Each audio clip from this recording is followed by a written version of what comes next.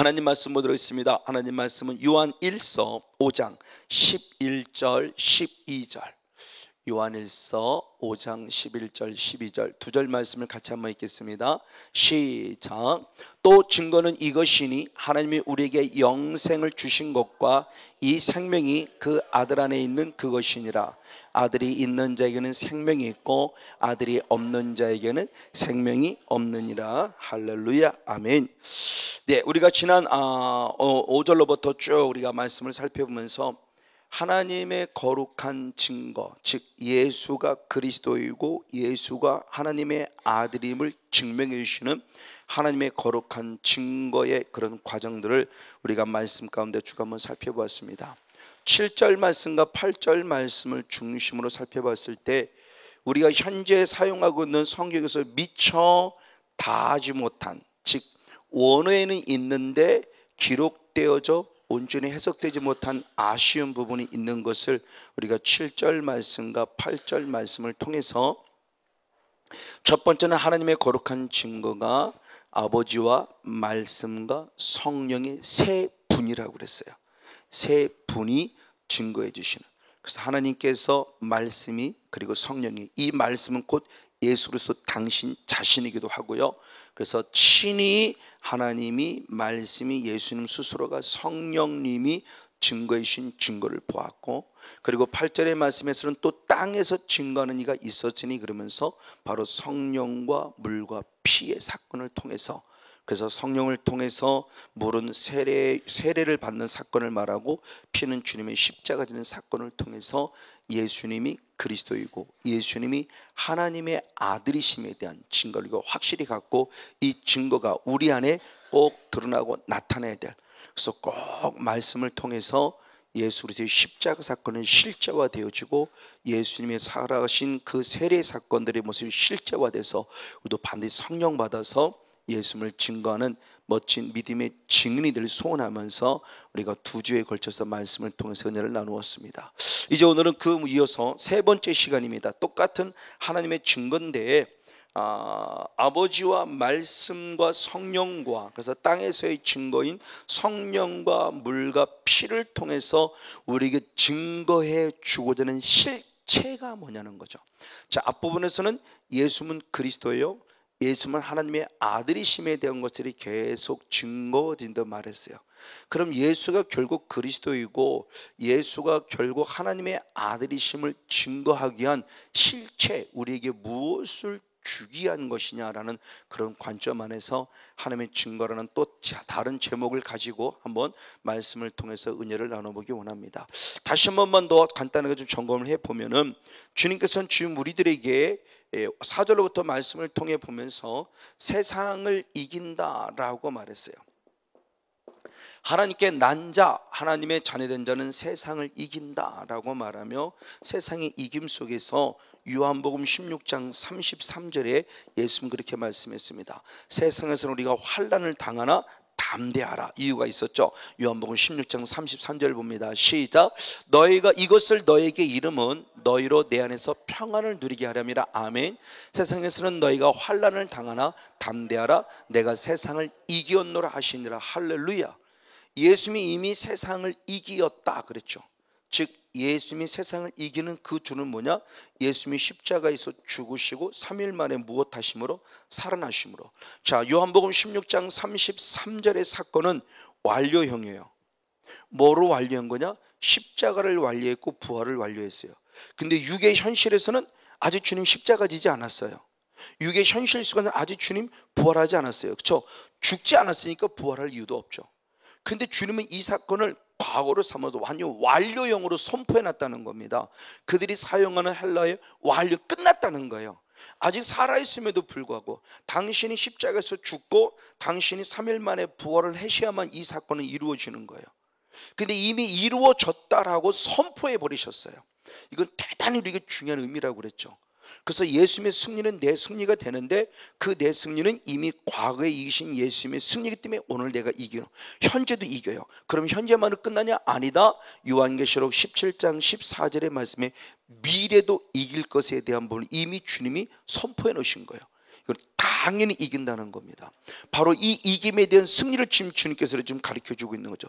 그걸 확증시켜준 분이 누구냐? 하나님입니다. 하나님이 어떻게 그를 확증시켜주냐? 사도행전 2장 36절을 봅니다. 사도행전 36절 시작. 그런즉 이스라엘 온 집이 정령할지니 너희가 십자가에 못 박은 이 예수를 하나님의 누가 주와 그리스도가 되게 하셨느니라. 즉 예수님께서 그리스도의 하나님의 아들이라고 하셨는데 어떻게 그리스도가 될 수 있었느냐 하는 거죠. 그리스도로서 왕으로서의 사명, 그리스도로서 선자적 사명, 그리스도로서 제사장적 사명을 감당하시는데 왕으로서 선자로서 특별히 마지막 제사장적 사명에 대한 부분을 그리스도라는 입장에서 많이 강조를 했죠. 이 제사장적 사명을 감당하심을 통해서 예수님이 무엇 하셨어요? 죽으셨어요. 근데 하나님은 예수님을 죽음으로 끝나면 그리스도가 될 수 없어요. 아무리 왕권의 사명을 가지고서 귀신을 쫓아내고 선자적 사명을 가지고 하나님 나라 복음을 전하고 제사장적 사명을 가지고 십자가 죽으셨다고 한도 여기서 끝나면 아무런 의미가 없다는 겁니다. 반드시 주님은 그분을 무엇 하셨습니까? 살려내셨습니다. 왜 살려내셨느냐? 바로 그겁니다. 무엇이 되게 하기 위하며 하나님이 그를 누구를 주와 그리스도가 되게 하기 위함이다. 아멘. 하나님이 친히 죽이셨고 하나님이 친히 살리심을 통해서 모든 사람이 와! 정말 예수님은 나의 주인이시네. 그리고 예수님을 우리가 기다리던 메시아 그리스도이심을 확증시켜 준 거예요. 이 똑같은 사건을 한 번 더 반복하는 사건이 있습니다. 사도행전 5장 31절입니다. 사도행전 5장 31절 시작. 이스라엘로 회개케 하사 죄사함을 얻게 하시려고 그를 오른손으로 높이사 임금과 구주를 삼으셨느니라. 아멘. 주와 그리스도라고 말하신 주님께서는 후반부에서는 임금과 누구로 삼아주셨다? 구주로 삼아주셨다. 즉 그분은 왕이시라는 것이고 그분은 결국 우리의 진정한 구원자 주인이심에 대한 모습을 다시 한 번 더 확증시켜 주시죠. 하나님이 친히 살리셨어요. 그래서 우리가 주님을 주여 그리스도여 왕으로서 영접되어진다면 반드시 그 사람은 죄사함의 은혜를 입는다는 것이죠. 그 죄사함의 은혜를 얻게 하기 위해서 그분을 나의 왕으로, 그분을 나의 주로, 그분을 나의 그리스도로 삼아주셨기 때문에 아멘. 그래서 사도 바울도 바로 이렇게 고백하는 거죠. 로마서 1장 4절의 말씀을 봅니다. 로마서 1장 4절 시작. 성결의 영으로는 죽은 자 가운데서 부활하여 능력으로 하나님의 아들로 인정되셨으니 곧 우리 주 예수 그리스도니라. 아멘. 그가 죽었다가 살아났기 때문에 누구로 인정받았어요? 하나님의 아들로 인정받으셨어요. 그러니까 예수님의 사건이 십자가 사건에 머무르면 안 되고 반드시 부활의 생명이라는 참 근거의 역점을 둘 때 바로 진정한 우리도 하나님의 자녀가 된다는 거예요. 예수 그리스도가 하나님의 아들로 인정받은 것은 죽음했기 때문에 하나님의 아들로 인정받은 게 아니에요. 죽었다가 살아났기 때문에. 죽었다가 살아났다는 것은 그분이 바로 누구다? 그리스도로 오셨다는 것이죠. 하나님의 아들로 오셨다는 거예요. 왜? 그분이 그리스도로 기름 부음 받을 때마다 하나님이 계속 확증시켜줬죠. 이미 앞절에서 계속해서 배웠습니다.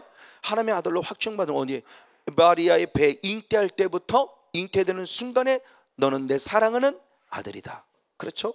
그리고 마지막 그리고 그 변화선상에서 십자가 바로 치기 전에 변화선상에서 주님의 강력한 영체로서의 변화가 있을 때도 똑같은 주님의 음성이 들렸으니 이는 내 사랑하는 아들이라고 말하며 주님이 계속 확증시켜줬어요. 하나님의 아들이라는 것은 그 성령의 기름 부은 하나님의 아들이라는 자녀의 모습일 뿐만 아니라 그 그리스도로 오셨다는 것은 결국 왕으로서 선자로서 제사장으로서 완전히 자신의 사명을 십자가를 통해서 승리하신 거죠. 그때 주님이 그를 다시 무엇함으로? 살려내심으로 확증시켜 준 거죠. 우리는 그 확증을 보고 지금 믿어서 구원을 얻는 거고요. 맞습니다. 자, 주님께서 이것이 주님이 지금 우리들에게 행하시는 일이에요. 자, 그러면 주님이 그리스도를, 예수를 그리스도로 그리고 예수를 하나님의 아들로 이렇게 확증시켜 주시는 궁극적인 이유가 우리에게 무엇이냐 그랬을 때 오늘 요한일서 5장 11절은 그 답을 줍니다. 요한일서 5장 11절의 말씀입니다.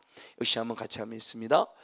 네, 시작. 또 증거는 이것이니 하나님이 우리에게 영생을 주신 것과 이 생명이 그의 아들 안에 있는 그것이니라. 할렐루야.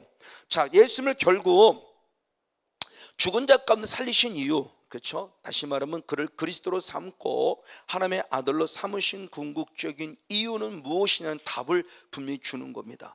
그 증거라고 말씀하면서 그 증거가 우리에게 무엇이냐 그랬을 때 영생이다 라고 하는 모습을 통해서 우리에게 증거해 주셨고 증명해 주셨음에 대한 답을 줍니다. 분명히 말씀합니다. 하나님은 우리에게 증거가 뭐냐? 영생이라고 말해요. 자, 예수님이 나의 구원자이시고 왕이시고 그리스도가 되어주신 궁극적인 이유는 우리에게 무슨 선물을? 영생이라는 선물을 주시기 위함이라고 성경에 말하는 거예요. 그럼 영생은 이 선물은 뭐냐고 했을 때 요한일서 2장 25절의 말씀을 봅니다. 요한일서 2장 25절 역시 한번 같이 한번 있습니다. 시작. 그가 우리에게 약속하신 약속이 이것이니 곧 영원한 생명이라. 아멘. 그러니까 영생이 뭐냐라는 거예요. 영생이 뭐냐고 했을 때 그건 하나님의 무엇이에요? 약속. 다시 말하면 하나님의 언약이죠. 우리의 신앙은 결국 뭐냐? 구약, 신약 할 때 약속이에요. 그래서 우리는 언약의 신앙이에요. 창세기부터 계속 주님은 이렇게 줄게, 이렇게 줄게, 이렇게 줄게는 끊임없는 약속을 주셨어요. 끊임없는 언약을 주셨어요. 언약은 주님 반드시 그 약속을 무엇하겠다? 이루겠다는 개념이거든요.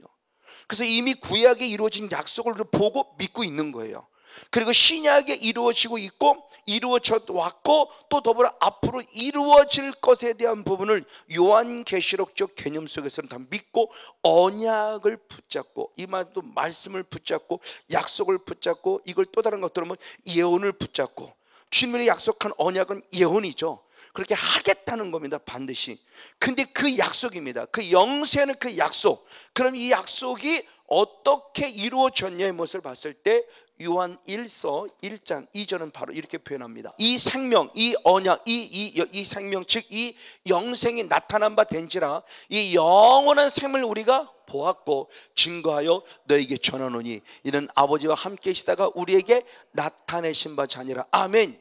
이 영원한 생명, 영생이 약속한 생명이 무엇했다? 나타났다. 누구를 통해 나타났냐? 처음에는 누구와 함께 계시다가 아버지와 함께 계시다가 우리에게 나타났다. 지금 누구를 얘기하는 거예요?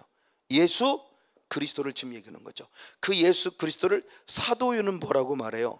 내가 봤다. 그렇죠? 그리고 증거한다라고 말합니다. 그 예수님이 드디어 신이, 그러니까 약속을 약속으로만 끝냄이 아니라 하나님은 그 약속을 반드시 이루셨다는 것이고, 그 약속이 누구를 통해 이루어졌느냐? 내 사랑하는 아들 독생자 예수 그리스도를 너에게 보냄으로 너에게 영생이란 약속을 내가 이루었음에 대한 부분의 모습을 지금 사도요한이 증명하고 있는 겁니다. 맞습니다. 바로 이 사건이에요. 이 사건을 통해서 주님이 친히 오셔서 그 자기를 뭐라고 말씀하느냐? 너무나 잘 아는 말씀이죠. 요한복음 14장 6절. 요한복음 14장 6절입니다. 시작. 예수께서 가르칠 때 내가 곧 길이요 진리요 생명이니 나로 말미암지 않고는 아버지께로 올 자가 없느니라. 아멘. 하나님께서 예수를 생명으로 보내신 거예요. 언약의 약속을 이룰 수 있는 영원한 생명으로 보내셨을 때 예수님도 친히 오셔서 자기 자신을 인정하고 있죠. 내가 곧 누구다? 나는 길이다. 그리고 내가 곧 누구다? 진리다. 내가 곧 누구다? 생명이다. 영원한 생명. 당신 스스로가 영원한 생명임을 우리에게 밝히 비추으셨어요. 그러므로 그 영원한 생명이 예수님으로 말미암지 않고는 하나님 나라 갈 자가 있다 없다? 없다. 오직 예수님만이 생명이고 예수님만이 길이기 때문에 하나님 나라 갈 수 있는 길, 영원한 생명의 주가 되시는 바로 그분을 통해서만 갈 수 있음에 대해서 예수님 스스로가 바로 말씀해 주셨고, 그 약속의 모습을 이루기 위해서 우리가 잘 알고 있는 3차에 걸쳐서 당신은 죽고 다시 무엇할 것? 살아날 것을 계속 반복적으로 말하죠. 정말 예수님이 딱 3번만 말했는지는 모르지만 어쨌든 성경에 기록되어 있는 것은 3번의 사건이죠. 그 대표적인 게 첫 번째가 마태복음 16장 21절이죠.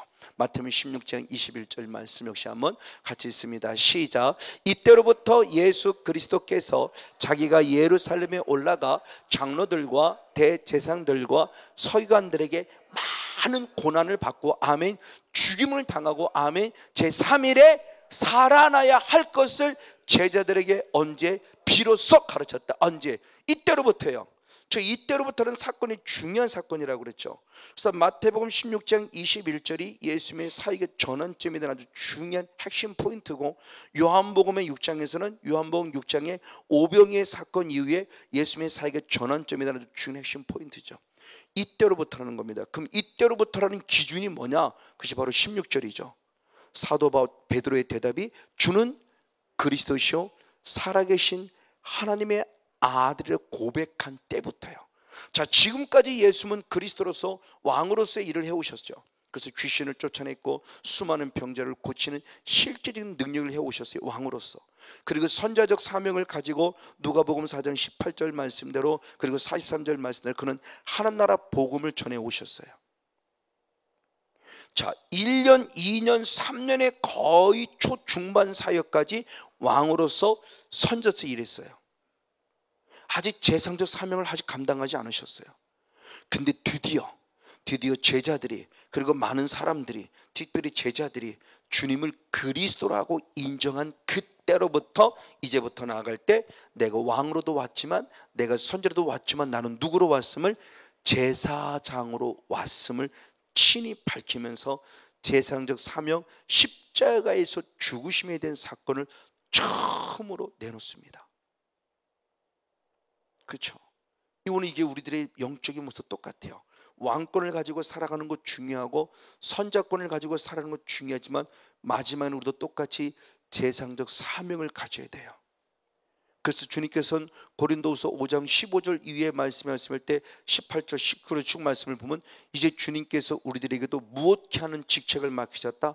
화목케 하는 직책을 맡기셨다. 왜? 예수님과 제사장 사명은 화목제물로서 제사장 사명을 완성하신 것처럼 이제 우리들에게도 제사장적 사명을 감당하라고 화목케 하는 직책을 주셨어요. 화목케 한다는 것은 결국 뭐냐?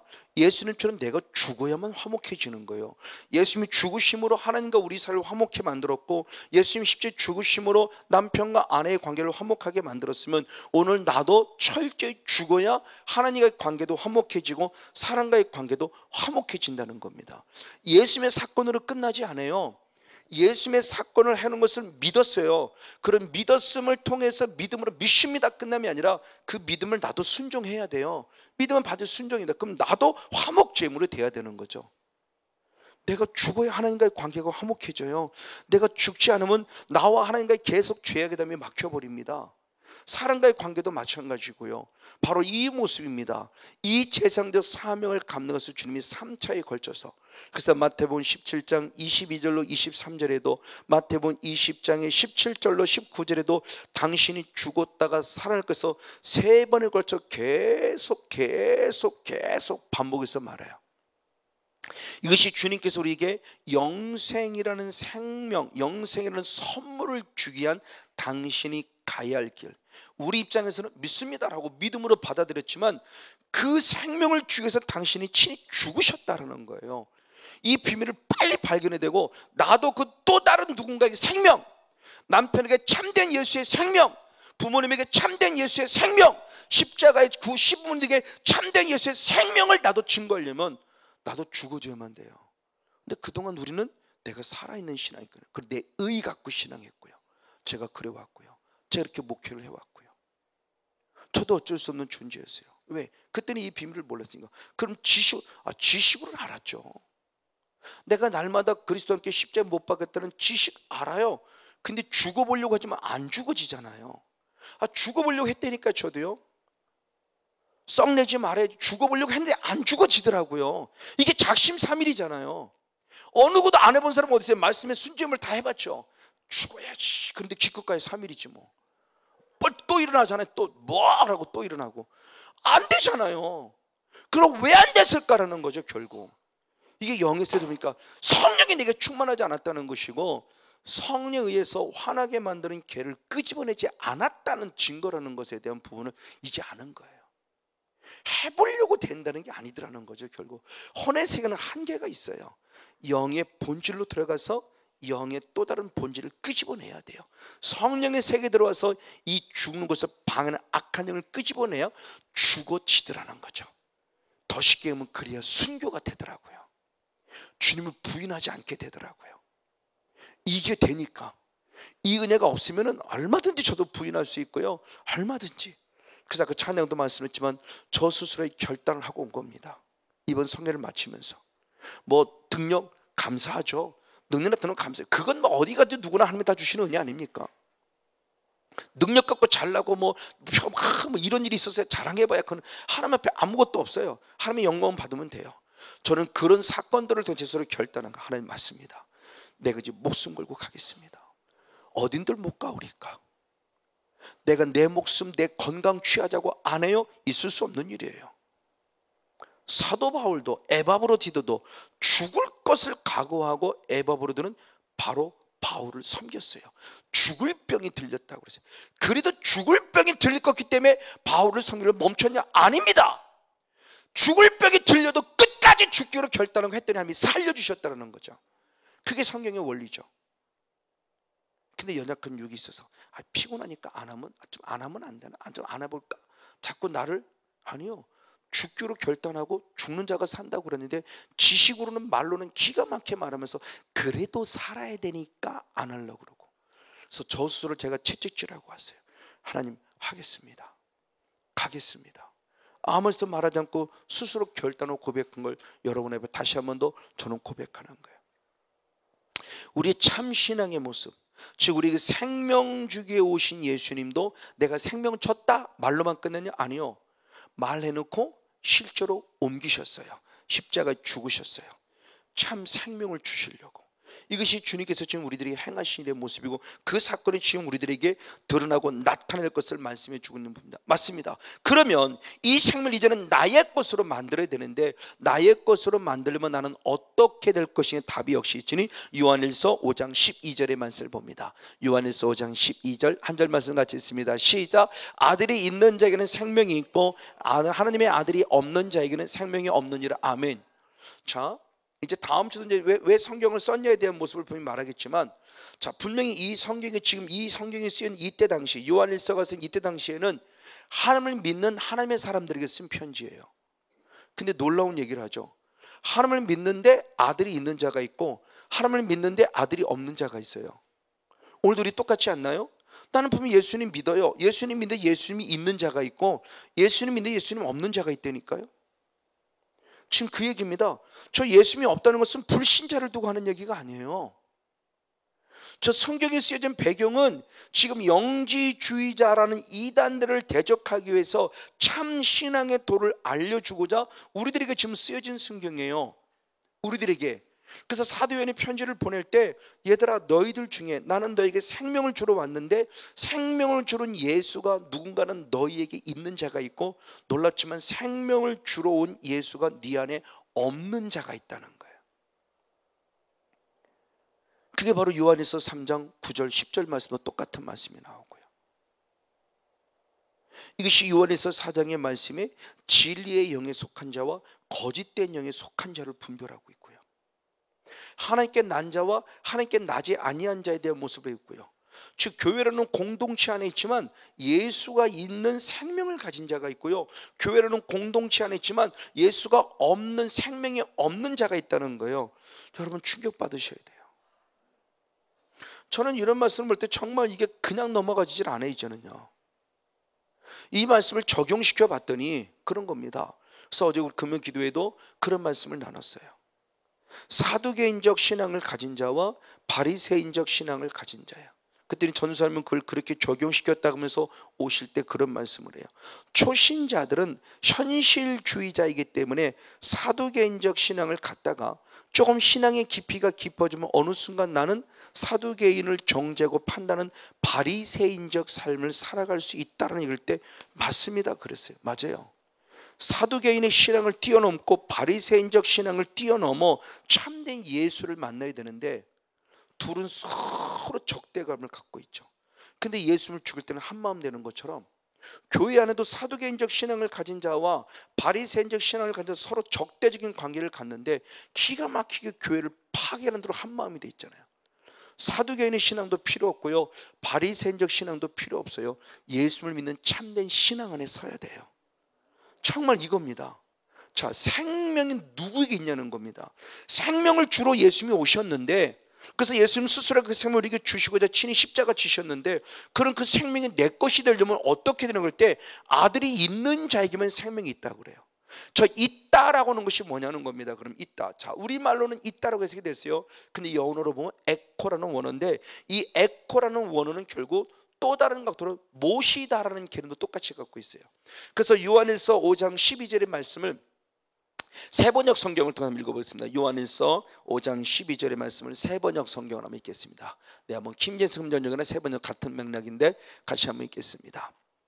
시작. 그 아들을 모시고 있는 사람은 생명을 가지고 있다 그럴 때 있다라는 것이 결국 뭐냐? 조금 더 구체적으로 표현하면 모셨다라는 거예요. 모셨다. 그러니까 예수님을 내 안으로 모셨다요. 똑같은 말씀이 요한 2서 1장 9절에는 그렇게 표현되어 있습니다. 요한 2서 1장 9절. 요한 2서 1장 9절입니다. 여기 있습니다. 1장 9절.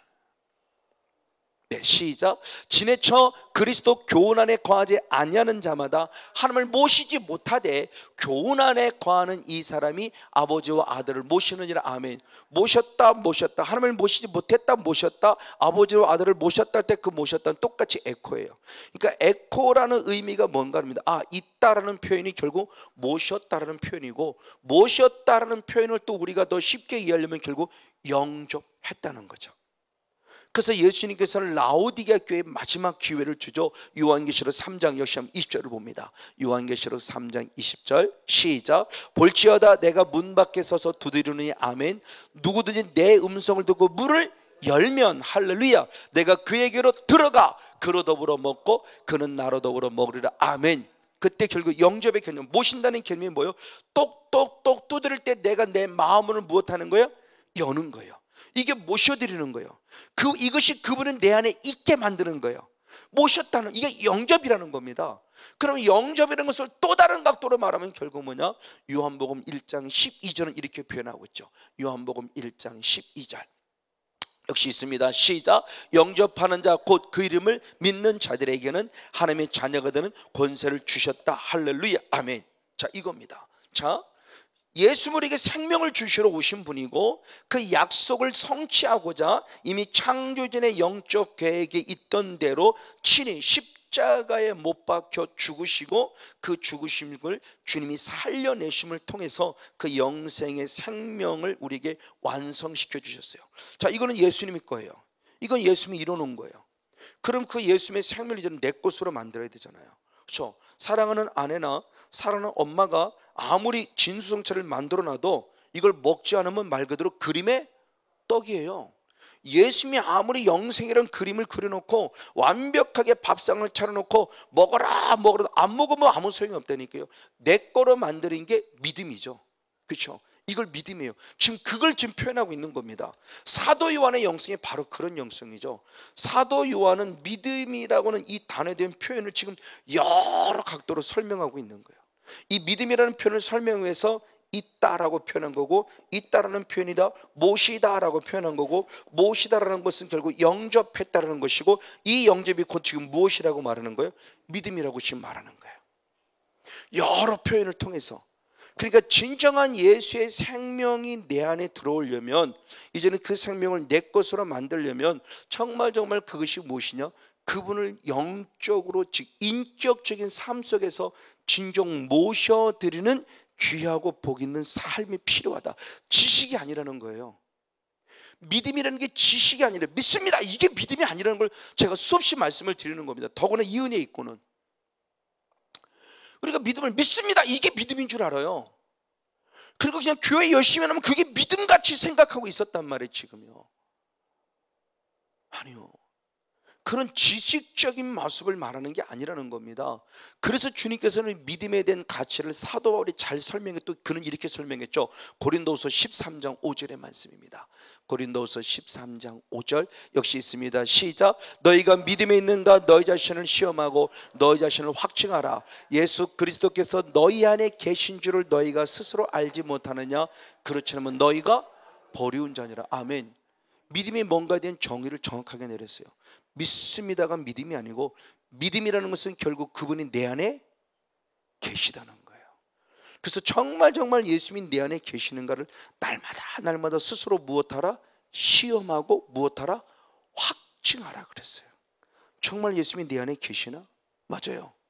아내가 밉습니다. 정말 미워 죽겠어요. 근데 계속 미운 마음을 가지고 있으면 예수님이 내 안에 계시는가 안 계시는가? 안 계시다는 거죠. 예수님이 정말 내 안에 계시다면 미운 마음이 안 드는 것이 아니라, 사탄은 순간은 내게 미운 마음을 줄 수 있지만 결국 인격적인 성령이 내 안에 계시면 미운 마음을 빨리 이겨내고 무슨 마음으로? 긍휼히 여기고 불쌍히 여기는 마음으로 바뀌어야 이게 진짜 예수님이 내 안에 계시다는 거예요. 할렐루야. 부족하지만 저는 이걸 경험해 봤어요. 이게 정말 되지더라고요. 이게 되져요. 미운 사람이 한순간에 불쌍히 여겨져요. 제가 자랑하고자 함이 아니라 예수님이 내 안에 인격적으로 모셔지니까 가능해지더라고요. 이게 가능한 거구나. 내가 하려고 하는 의지도 중요하지만 하려고 하는 의지를 뛰어넘어 그렇게 되게 만들어주시는 인격적인 성령 안의 계시를 저는 철저하게 경험을 하는 겁니다. 이게 정말 가능하구나. 맞아요. 정말 여러분에게도 인격적인 성령 하나님이 반드시 임해서 바로 이런 은혜와 능력이 경험되어지기를 주님으로 간절히 축복하고 축원을 드립니다. 이것이 예수의 생명을 내 안에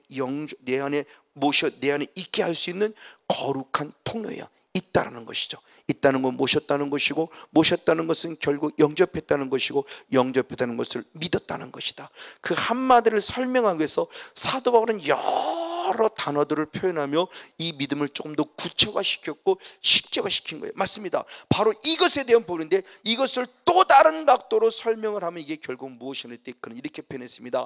요한일서 5장 10절 12절. 요한일서 5장 10절 12절입니다. 그렇게 표현했습니다. 시작. 하나님의 아들을 믿는 자는 자기는 증거가 있고, 아멘. 하나님을 믿지 아니하는 자는 하나님을 거짓말자로 만드느니 이는 하나님께서 그 아들이 간에 증거하신 증거를 믿지 아니하였습니다. 아들이 있는 자에는 생명이 있고 아들이 없는 자에는 생명이 없느니라. 아멘. 자, 이겁니다. 하나님의 아들 예수 그리스도를 나의 구 예수님을 그리스도로 하나님의 아들을 믿는 자에게는 반드시 뭐가 있다? 증거가 있다. 그 증거가 뭐냐는 거예요? 영생. 근데 이 영생이 알듯이 방금 얘기한 대로 있다, 모셨다, 영접했다, 믿었다는 것인데, 이 있다, 모셨다, 영접했다는 것이 지성이 아니라 실제가 돼야 된다는 거예요. 이건 내 삶의 경험을 얘기하는 겁니다. 그래서 사도 요한은 요한복음 17장 3절에 영생을 이렇게 표현한 거죠. 요한복음 17장 한번 3절의 말씀을 봅니다. 역시 한번 같이 한번 읽겠습니다. 시작. 영생은 곧 유일하신 참 하나님과 그의 보내신 자 예수 그리스도를 무엇하는 것이다? 아는 것이다. 아멘. 그러니까 영생이라는 말이, 믿습니다는 이 말이 결국 뭐냐고 했을 때 사도요는 또 다른 각도로 지금 얘기를 하는 겁니다. 영접이라는 개념을 조금 더 구체화시킨 거죠. 그러니까 영접은 지식으로가 아닙니다. 영접은 실제로 내 마음을 뭐 해요? 열어야 돼요. 그러니까 내 마음을 연다라는 것은 결국 철저한 경험이죠. 이건 지성 갖고는 안 되는 거죠. 자기도 모르는 뜨거운 눈물을 경험하고요, 예수님의 따뜻한 사랑을 누려보는 이 경험이 한 사람의 인생에 새로운 하나님의 길을 가게 만드는 결단이 되었어요. 제게도 마찬가지예요. 2009년 9월 달에 기쁨의 교회 가서 제 인생의 새로운 전환점, 그래서 저는 그것을 향해서 저는 뭐랬냐, 제 하나님이 주는 음성은 담에색 도상이라고 말해요. 그래서 제가 카피하고 또 전단지를 만들 때 제게는 담에색이 있었다는 사건을 저는 솔직히 고백하죠. 담에색 도상이었어요, 제게는 거기서. 그래서 정말 인격적인 주님을 만나고 주님의 음성을 듣기 시작하면서 제 인생이 완전히 달라진 거죠. 그 이전까지 성권영 목사와 그 이후의 성권영 목사는 분명히 천차만별로 달라졌습니다. 목사라는 사람은 똑같고 성권영이라는 사람은 똑같고 말씀 중심으로 똑같습니다만 달라졌어요. 왜? 생각이 달라지고요, 제 삶이 달라졌어요. 어제의 성권영 목사가 아닌 새로운 성권영 목사의 삶으로 바꾸셨다는 거죠. 다시 말해 인격적인 성령의 제 안에 임재하셔서 저를 바꿔놓기 시작한 거예요. 그러니까 제게 천국이 이루어지니까 당연히 열매가 가정 천국으로 이어지더라고요. 이거예요. 정말 예수를 믿는 게 뭘까요? 예수를 믿는다는 표현이 뭘까요? 그 예수님이 있다라고 하는 표현이 뭘까요? 바로 그 예수의 영 참된 생명의 바로 그 존재의 모습이 지금 우리들에게 무엇을 말씀해 주고 있는 모습입니다. 맞습니다. 그 증거입니다. 그래서 그 증거에 대한 모습을 가지고 얘기하는 거죠. 그래서 주님께서 말씀할 때 하나님이 우리에게 원하시는 바입니다. 하나님의 원하시는 바가 무엇이냐? 호세아 6장 한번 6절의 말씀을 봅니다. 호세아 6장 6절의 말씀 역시 한번 같이 봅니다. 시작. 나는 인애를 원하고 제사를 원치 아니하며 번제보다 하나님을 아는 것을 원한다. 아멘. 우리가 잘 아는 대로 호세아 선지자 시대 이스라엘 백성들이 호세아 선지자나 미가 선지자나 이사야는 거의 동시대 사람이죠. 이사야가 조금 더 앞서 있고 그 시대의 사람, 지금 선자로 쓰임받은 사람이에요. 그랬을 때 호세아 선지자를 두고 조금 더 정확한 답을 알렸죠. 왜 이스라엘 백성이 바벨론의 포로가 될 수밖에 없는 거는 이유를 말할 때 결국 때는 하나님을 아는 지식이 없었다는 거예요. 그 지식은 단순히 우리가 말하는 이 머리로 안다는 이런 개념의 지식이 아니라 영적인 삶 속에서 하나님을 전혀 알지 못해요. 이 말을 달리 말하면, 쉽게 말하면 오늘 맨날 오늘 우리 똑같아요. 주일날 열심히 교회는 나오고 있다니까요. 주일날 열심히 교회 나서 예배를 드리지만 전혀 하나님을 몰라요. 하나님을 알고 예배하는 것이 아니라니까요. 그게 사마리아 여인에게 하는 얘기잖아요. 너희는 하나님을 알지 못하고 예배하나 나는 하나님을 알고 예배하느니 우리에게는 구원이 있다 그랬잖아요. 사마리아 여인의 충격적인 얘기죠. 왜? 하나님을 자꾸 예배했는데 왜 하나님을 모른다고 하는? 하나님 몰라요. 지금 이사야 선지자가, 호세아 선지자가, 미가 선지자가 지금 우리들에게 주는 말씀이 뭐냐는 거죠. 성경을 통해 우리에게 주는 메시지가 뭐냐는 거예요. 소모세 네가 나를 아냐? 몰라요. 그래서 마태복음 22장 29절의 말씀에도 하나님께서 예수님이 친히 사두개인을 책망할 때 뭐라고 책망합니까? 네가 성경도 알지 못하고 하나님의 능력도 알지 못함으로 결국 하나님을 오해하고 있거나 책망해요. 사두개인들에게 알지 못해요. 여기서 안다는 건 단순히 이거를 얘기하는 게 아니에요. 주님이 저거를 원해요. 하나님을 아는 것을 원해요. 그리고 사도 바울도 똑같은 말을 하죠. 디모데전서 2장 4절 역시 똑같은 말을 하고 있습니다. 디모데전서 2장 4절입니다. 시작. 하나님은 모든 사람이 구원을 받으며 아멘 진리를 아는데 이르기를 원한다. 할렐루야. 지금 하나님은 이 땅에 모든 사람이 다 구원받기를 원해요. 구원받기를 원해. 결국 뭐냐? 진리를 안다는 것이고, 진리를 안다는 것은 결국 진리신 하나님을 알기를 원한다는 거죠. 그것이 지식이 아니란 말이에요. 우린 과연 하나님을 얼마나 알고 있습니까?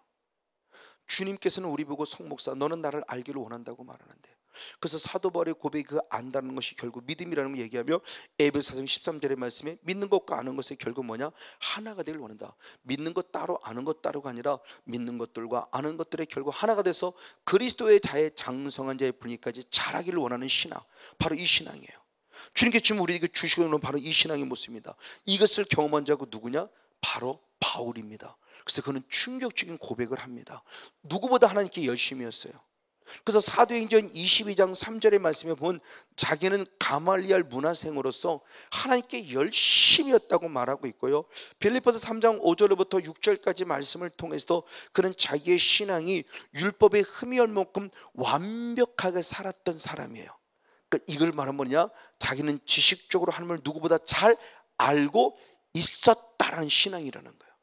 근데 인격적인 주님을 다메섹 도상에서 만나고 보니까 자기는 하나님을 아는 게 아니었어요.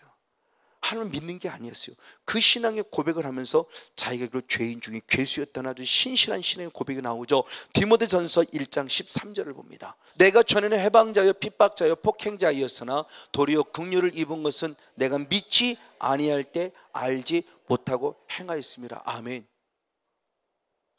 예수를 단순히 믿지 않았다. 호세아 선지자는 저 개념을 어떻게 봤느냐? 그 호세아 선지자 참 호크마 주석에서 볼 때는 저 것을 하나님을 믿지 않았을 때라고 보고 있어요. 저도 그렇게 보고 있고요. 저 모습을 그냥 일반적으로 예수를 안 믿었으니까 아니요. 하나님을 믿는 자는 곧 누구를 믿어야 돼요? 예수를 믿어야 돼요. 예수를 믿는 자는 곧 하나님을 믿는 거고요. 그러니까 따로가 아니죠. 결국 삼일체 하나님이니까. 그러니까 저기서 사도 바울이 말하고자 하는 것은 인격적인 하나님을 만나지 못한 것에 대한 철저한 자기 회개죠. 자기 신앙의 고백이에요. 내가 이렇게 살아갈 수밖에 없었던 것은 나는 율법에 흠이 없는 만큼 완벽하게 살았다고 했는데 알고 보니까 율법에 흠이 없게 산 것이 아니에요. 엄청난 흠을 가진 자예요. 왜? 하나님을 결국 알지 못했기 때문이라는 거예요. 하나님을 믿지 않았기 때문이라는 겁니다. 누구보다 하나님께 열심으로서, 가말리엘 문화생으로서, 바리새인 중에 바리새인으로서 정말 율법에 흠이 없을 만큼 완벽하게 살았음에도 불구하고 주님을 다메섹에서 만나고 보니까 나는 하나님 믿은 게 아니었어요. 제가 이 은혜를 꼭 가장 먼저 깨달은 게 요한일서 4장 20절과 디모데전서 1장 13절 저 말씀이었어요. 저 말씀이 제게 막 각인되기 시작하는데 정말 감당할 수 없었어요. 제가 정말 예수를 믿은 게 맞을까? 정말 그렇다고 전혀 불신의 신앙을 말하는 것이죠. 어린아이 신앙이었으면 고백하는 거겠죠. 내가 이렇게 무지한 내 하나님의 의가 아니라 내 의를 자랑하는 신앙이었음을 고백하는 거죠. 근데 그 신앙이 결국 죄인 중에 괴수였다는 거예요. 왜? 열매를 보고 아는데 열매가 뭐냐? 맨날 사람을 핍박하고 폭행하고 감옥에 가두고 죽이는 데 앞장섰잖아요. 그럼 내 믿음은 내 안에 정말 그리스도가 계시는 것을 점검해 보는 거라 그러는데, 그분 안에 하나님이 계셨는데, 하나님이 계셨다면 가서 너 저 사람 죽여라 그랬을까요? 이건 다 사탄의 음성이었다는 거죠. 결국 하나님이 내 안에 계시지 않았다는 걸 고백하는 거죠. 저 얘기가 맞아요. 저도 예수님 믿었어요. 목사했고요, 나름대로 말씀대로 가르쳤고요, 교회도 좀 부흥시켜 갔고요. 근데 그 상태에서 멈춰서 오히려 지금 이 은혜 입은 게 너무 감사하지, 그 상태에서 뭣도 모르고 쭉 나갔으면 나 하나님 잘 믿는 사람은 스스로 착각했을 거 아니에요. 분명히 교만의 극치에 섰을 거예요. 내가 하나님을 잘 믿는 것처럼 엄청난 착각 속에 빠진 거죠. 이게 저의 모습이었어요. 저 너무너무 감사한 거잖아요. 이 고난이 유익이라는 게 감사하고, 이 말씀이 깨달음이 감사하고, 이렇게 하나님을 내가 인격적으로 다시 한번 경험하고 체험하고 만나볼 수 있다는 게 너무너무 감사한 거예요. 오늘 저 여러분, 오늘의 역경 좌절하고 낭망치 마세요. 오히려 참 하나님을 만날 수 있는 복된 기회인 줄 믿습니다. 정말 인격적인 성을 만날 수 있는 기회인 줄 믿어요. 그럼 여러분들이 부족하지만 이 사랑의 교회가 여러분들은 다메섹 도상이 되길 축복합니다.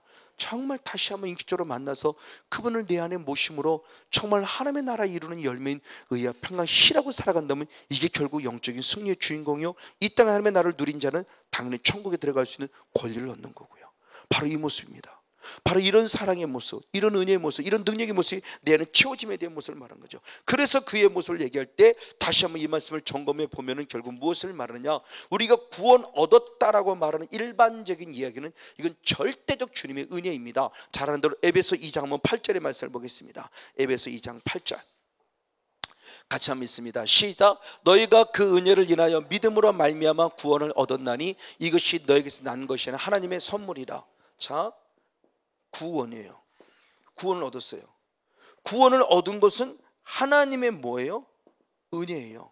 자, 구원이 중요한 것이 아니라 이 구원을 얻었던 뭐가 중요한 거? 하나님의, 이게 중요한 거죠. 지금 에베소 2장 8절에서 사도 바울이 말하고 싶은 것은 구원 얻은 걸 축복해요. 근데 이 구원 자체가 바로 무엇이? 하나님의 은혜라는 걸 얘기해요. 이것이 결국 하나님이 우리에게 주신 무엇이라는 거예요? 선물임을 얘기해요. 자, 그러므로 예수를 믿음으로 이거 분명히 구원을 얻었어요. 예수를 믿음으로 분명히 구원을 얻었는데 그 구원이 그냥 구원으로 끝나냐? 아니잖아요. 근데 우리는 그동안 전통적인 신앙에서 여기서 머물렀단 말이에요. 성경은 그렇게 말하고 있지 않고, 사도 바울도 그렇게 말하고 있지 않고, 예수님도 그렇게 말하고 있지 않은데 우리는 그냥 예수 믿으면 구원, 여기로 끝나버렸어요. 이건 구원 얻은 거예요. 사도 바울은 구원 얻은 자는 구원을 이루라고 그랬어요. 이루는 신앙, 잘하는 신앙, 성장하는 신앙에 대한 모습을 거의 안 가르쳤어요. 그나마 조금 관심 있는 저는 교리적인 모습의 성화라는 관점에 조금 가르쳤지만 성화라는 모습이 지금 아니에요. 저는 성결교 목사입니다. 그래서 중생, 성결, 신유, 저는 사중복음을 할 때 중생, 성결이라는 부분은 바로 장로교로 말하면 성화의 삶을 말합니다. 근데 저희 동기 중에서 같이 이 은혜를 입은 일본의 선교사를 뒤늦게 만났어요. 그 선교사님이 그렇게 얘기합니다. 여기 한국에서 저희와 같이 88년 졸업을 끝내자마자 바로 일본으로 갔는데 일본에 들어가서 일본의 또 성결 신학을 또 했대요. 그러면서 느낀 걸 얘기를 합니다. 한국에서 성결교회에서 성결 신학을 배운 것과 일본에 가서 성결의 신학을 배운 건 천차만별이었다. 한국에서는 그냥 지식적인 개념 속에 성결을 가르쳤으면 일본에서는 철저한 삶의 성결을 말하고 있다. 그래서 한국에 들어올 때마다 참 답답함을 느낀다. 기독교가 아직 많이 기독교의 부분 속에, 일본이 많이 기독교적인 부분 속에 전도가 되지 않았지만 한 번 예수는 올인된 사람은요 정말 신실하게 예수를 믿는데요, 성결이 뭔지를 안다는 거예요. 근데 한국에는 성결이 없어요. 성결교회 성결이 없어요. 예수님 그냥 교회 열심히 나와, 11조나 잘 드려, 그러면 천국? 어디 성경에 그게 천국이라고 그랬어요? 지금 우리 잘못 가르친 거예요. 저는 성결교 목사이지만 정말 잘못, 저는 나름대로 성결하는 삶에 대한 예배의 모습을 참 많이 강조했음에도 불구하고 저도 그렇게 못 살았고 지금 우리 성도들 그렇게 살게 하고 있으니까 이은이 있기 전과 이후에는 천차만별이에요. 그냥 아직도 그렇게 얘기를 해도 왜 이미 보고 듣고 그런 게 있어갖고 그냥 교회 열심히 나오면 나는 그게 믿음이 잘하는, 한 번도 주일 안 빼먹으면 그것이 믿음 대단히 좋은 거로 착각해요. 아닙니다. 오늘 바로 그 말씀을 하는 겁니다. 사도 바울이 영생을 얘기했는데 그 영생의 초점이 어디에 맞춰져 있냐는 겁니다. 로마서 6장 22절 23절을 봅니다. 로마서 6장 22절 23절 역시 한번 같이 있습니다. 시작. 그러나 이제는 너희가 죄에서 해방되고 아멘 하나님께 종이 되어 할렐루야 거룩함에 이르는 열매를 얻었으니 그 마지막이 영생이라. 죄의 삭은 사망이요 하나님 안의 은사는 그리스도 예수 우리 주 안에 있는 무엇이다? 영생이라. 아멘. 자, 예수 그리스도 주 안에 있는 영생, 믿음으로 영생, 구원 똑같아요. 근데 저 영생이라는 단어를 그냥 믿음으로 그냥 주 안에 저걸 보니까 문제가 되는데 22절로 올라가니까 아닌 거죠. 구체적으로 설명했죠. 하나님의 자녀가 됐어요. 그럼 하나가 자녀된 사람은 뭐죠? 이미 죄로부터 무엇한 자예요? 해방된 자예요. 그렇죠? 그래서 하나님의 뭐가 돼요? 종이 되었어요. 그럼 하나님의 종이 되는 어떻게 살아야 돼요? 거룩하면 열매를 맺은 자, 그 마지막의 결국은 뭐예요? 영생이에요. 거룩함의 열매가 있습니까? 죄로부터 정말 해방되어 있습니까? 죄로부터 정말 해방되어 있나요? 하나님의 거룩한 종이 되어 있나요? 내 스스로 죄로부터 해방돼서 자기 만족하는 죄의 해방이지. 진리안의 자유라 그래서 괜찮아요 그러면서 그런 건 죄도 아니야. 내 스스로 자기를 합리화시키는 해방에 빠져 있지 않나요? 내 스스로 자기를 합리화시키는 자유함 속에 있지 않나요? 정말 진리 안의 자유, 성령 안의 자유가 정말 내 안에 있나요? 그럼 성령 안의 자유가 죄를 용납할까요? 아니죠. 죄를 용납을 안 하죠. 근데 죄 속에 흠뻑 빠져 있으면서도 내가 교회를 한 번도 안 빠졌다는 것 때문에 그걸 얘기한 게 예레미야 7장 예레미야 선지자가 하는 거죠. 거짓말이다 거짓말이다 거짓말이다 저들의 말을 믿지 말라라고 말하며 예레미야 선지자 강하게 얘기를 하죠. 그럼 뭐예요? 구원 얻었다 하면서 자기 마음대로 살려는 것이냐라는 답을 분명히 줬어요.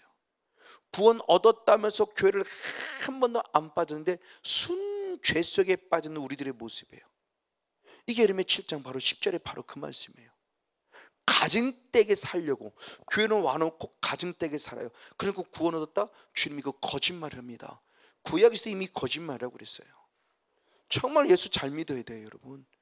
예수 정말 잘 믿어야 돼요. 그냥 교회를 왔다리 갔다리 하는 게 예수를 믿는 게 아니더라는 얘기를 하는 겁니다.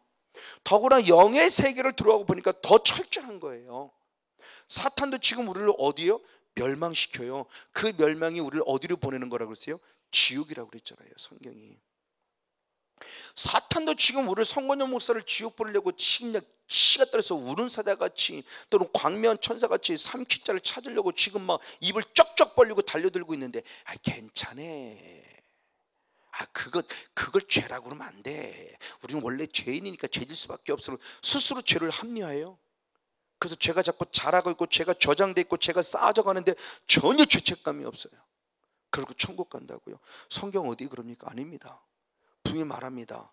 죄로부터 해방되니 하나님의 종이 되어라. 하나님의 종이 되니 그러면 어디 이르라? 거룩함에 이르라. 그럴 때 네 마지막이 결국 무엇이다? 영생이다. 구원 얻은 선물 주신 건 절대적 은혜입니다. 우리 삶에 대해서 아무도 행위로 구원 얻을 수 없어요. 그럼 그릇 끝나냐? 아니다. 구원 얻은 자에게 주님이 주는 말씀이에요. 죄로부터 해방되어 하나님의 종이 되었으면 거룩함이 이르라는 거죠. 그래서 데살로니가 전서 4장 7절 이후에도 너희가 만약 거룩함에 이르지 아니하면 성령을 거룩한 영을 주신 하나님을 버리는 것이라 그랬어요. 내가 거룩하지 아니하면 하나님의 거룩한 영을 나를 거룩해 하신 하나님을 버리는 거예요.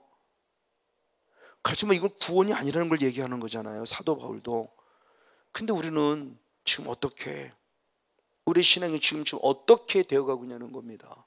너무너무 중요한 모습을 지금 사도 바울이 말함 속에서 바로 그 말씀에 대한 부분을 보여줍니다. 맞습니다. 그럼 중요한 모습이죠. 그러면 어떻게 하는 것이 죄로부터 해방되는 거죠? 자, 첫 단추가 죄로부터 해방이에요. 그래서 주님이 예수의 피로만 죄로부터 해방된다고 계시록 1장 5절에 말씀하고 있습니다. 계시록 1장 5절. 역시 한번 있습니다. 시작. 또 충성된 증인으로 죽은 자들 가운데서 먼저 나시고 아멘. 땅의 임금들의 머리가 진 예수 그리스도로 말미암아 은혜와 평강이 너희 있기를 원하노라. 할렐루야. 우리를 사랑하사 그의 피로 우리 죄에서 우리를 해방하셨다. 아멘. 그의 피로만 우리를 죄에서 우리를 무엇하셨어요?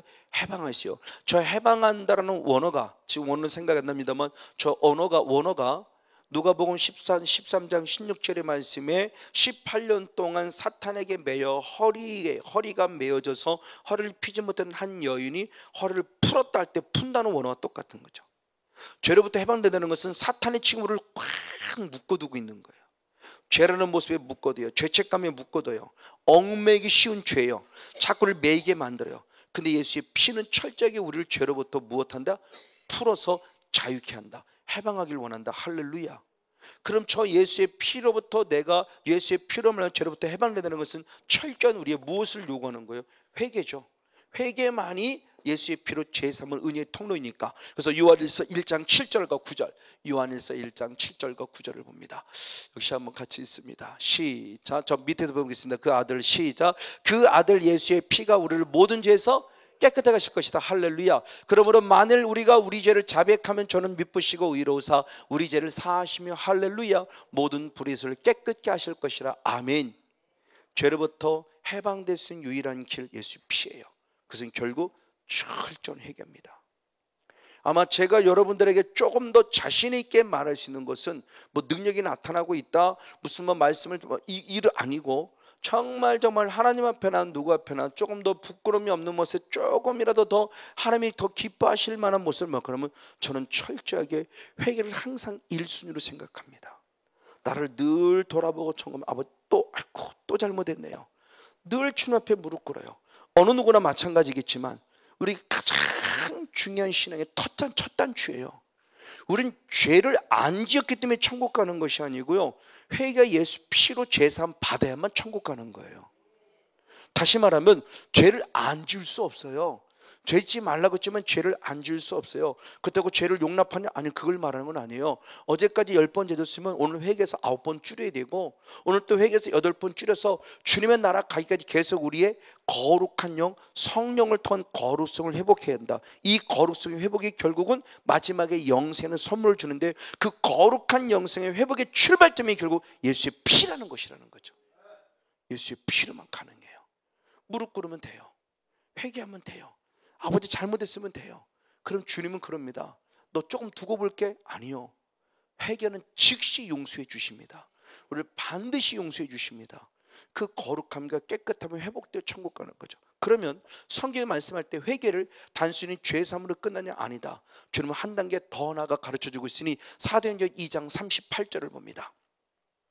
사도행전 2장 38절 역시 한번 같이 있습니다. 시작. 베드로가 가로되 너희가 회개하여 각각 예수의 이름으로 세례를 받고 아멘 죄사함을 얻으라. 그리하면 성령을 선물로 받을 것이다. 할렐루야. 오늘 베드로가 회개하라 라고 외쳤어요. 그럼 회개는 뭐냐? 죄사함으로 끝나지 않습니다. 주님의 약속은 뭐냐? 반드시 회개한 자에게 무엇을? 성령을 선물로 주겠다고 약속하셨어요. 그러니까 주님의 회개의 대단한 거죠. 이 회개는 죄사함을 받을 뿐 아니라 더 나아가 약속된 성령을 선물로 받는 통로예요. 그러니까 저는 정말 많이 이 은혜 있기 전부터 전 교회에서 회개를 참 많이 강조했어요. 정말 회개해야 됩니다라고 회개를 강조했어요. 이 은혜 있고 보니까 더더욱 강조해야 돼요. 왜? 성령을 받는 통로더라고요. 저것을 그런 목사가 지식으로 뭐냐 알았죠.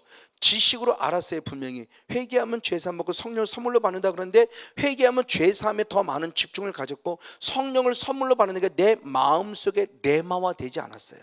로고스로는 머리에 있었어요. 어떤 목사님이 저 말씀을 모릅니까? 알죠. 근데 그 말씀이 로고스의 개념으로 지식으로는 알고 있었지만 성령을 선물로 받는 게 레마화된 것은 제가 성령 안에 들어와서 저게 레마화됐어요. 이게 저의 모습이고 참 무지한 모습이에요. 목사가 이렇게 무지해요. 아니요, 지식이 없는 걸 말하는 게 아니에요. 지식은 있는데 그 말씀이 내 말씀이 안 되니까 회개할 때 성령 받는 것이 내 마음속에 와닿지 않았던 거죠. 이 은혜를 읽고 보니까 맞아, 저 말씀이 약속이었는데. 그래서 더 많은 회개를 강조하며 회개 속에 예수의 피로 죄사함 받고 성령을 선물로 받고자 하는 소망의 제한이 있는 거죠. 회개할 때 죄사함으로 끝남이 아니라 성령을 선물로 받아, 이거예요. 맞습니다. 왜? 성령을 선물로 받아야만 죄로부터 해방될 수 있기 때문입니다. 그래서 사도 바울은 로마서 8장 2절에 그렇게 고백한 거죠. 로마서 8장 2절을 봅니다. 역시 한번 같이 한번 읽습니다. 시작. 이는 그리스도 예수 안에 있는 생명의 성령의 법이 죄와 사함에 벗어 너를 무엇한다? 할렐루야. 성령님이 아니고는 죄와 사함의 법에서 해방될 수 없어요. 즉 피를 통해서 죄는 용서받지만 죄 용서함을 끝내면 죄성이 처리돼야 돼. 이게 죄와 사망의 법이에요.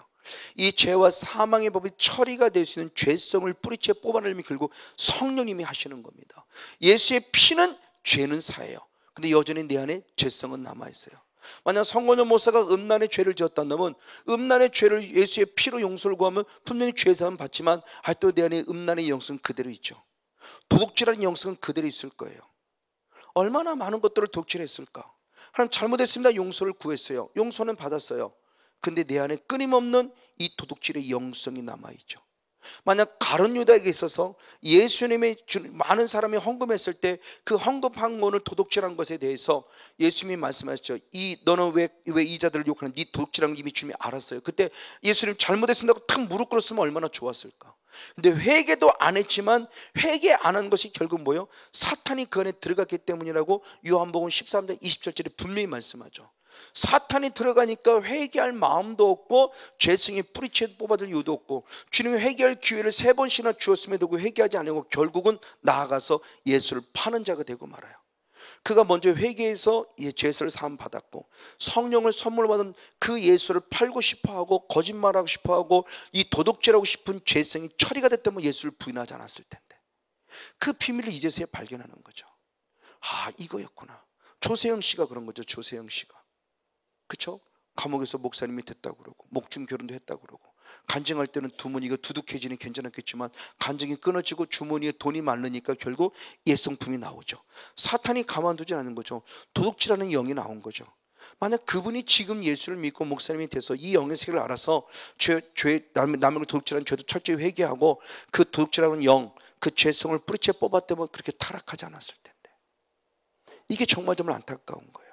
그래서 부족하지만 이제는 성도들을 바라보는 눈을 또 다른 각도로 보는 거죠. 단순히 죄를 죄로만 끝나면 안 된다는 겁니다. 그 죄를 지키는 죄성을 마지막 처리해야 돼요. 그게 무엇으로? 성령으로. 죄와 사망의 법을 처리해야 돼요. 그래서 진정한 해방을 누려야 되는 거예요. 이게 그래야 그 다음에 죄와 싸워 이기는 자가 되지는 거죠. 맞아, 이겁니다. 지금 사도 바울이 말하고자 하는 바로 이 귀한 선물, 이 영생의 선물, 이 영생의 선물이 지금 우리에게 얻어짐 속에서 얼마나 중요한 걸 얘기하는 거예요. 이걸 달리 말하면 이걸 바로 사도 바울은 영적 싸움으로 본 겁니다. 대표적인 말씀입니다. 디모데전서 6장 12절을 봅니다.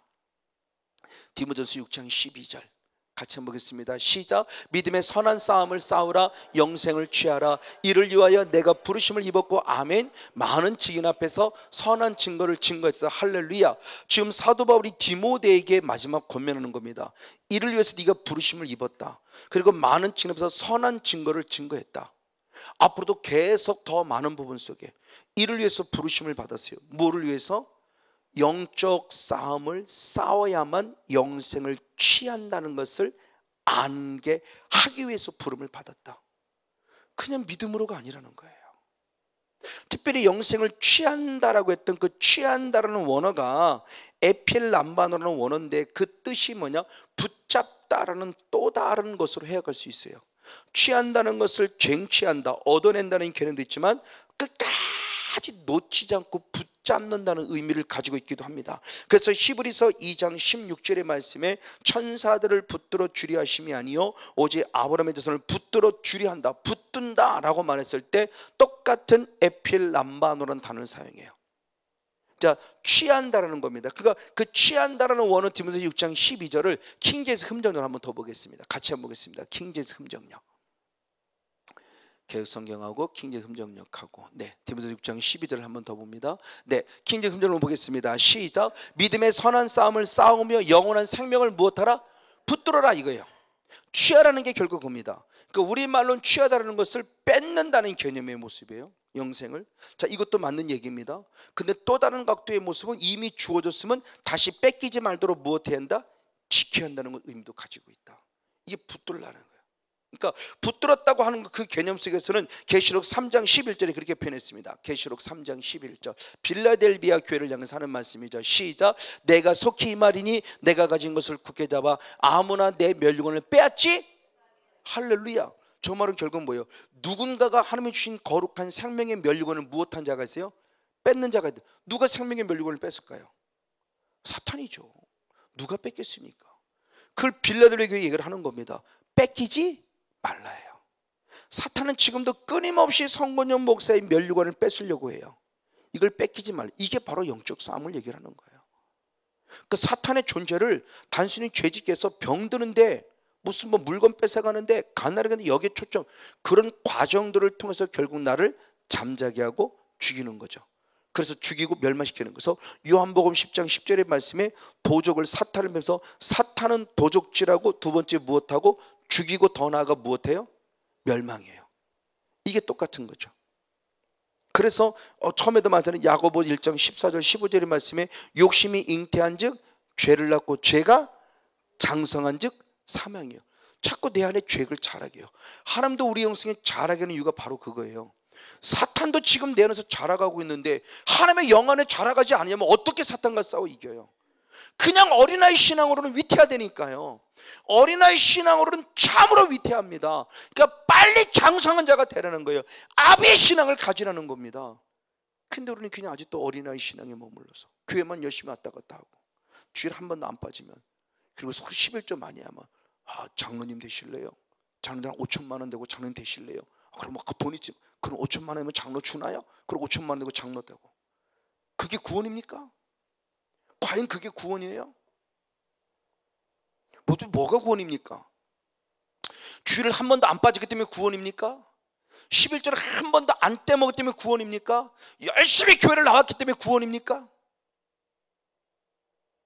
내 삶은 아직도 생각나서 끊임없이 죄 속에 빠져 있고, 끊임없이 음란에 빠져 있고, 끊임없이 세상에 중독되어 있고, 끊임없이 죄 속에 중독 있으면서, 그러면서 예수 믿어요? 그러면서 천국 간다고요? 어디 성경에 그렇게 기록되어 있습니까? 부자도 천국 못 갔잖아요. 내 집 앞에 있는 나사로 하나 건사하지 못한 것 때문에 지옥 갔어요. 자기 혼자 즐겁게 살아갔던 저 지옥 갔어요. 예수 믿고 복 받고 부자 됐는데 자기 혼자 호의호식했습니다. 부자가 천국 가는 게 쉽습니까? 어렵습니다. 근데 왜 이렇게 부자 되려고 합니까? 나누려고요? 감사하죠. 나누려고 한다면 감사하죠. 가난한 자 주려고 하면 감사하죠. 당연히. 정말 우리들의 삶 속에서 정말 다시 한번 우리 참된 신앙의 도를 찾아야 돼요. 예수님이 걸어가시는 예수님도 머리 둘 곳이 없다고 했어요.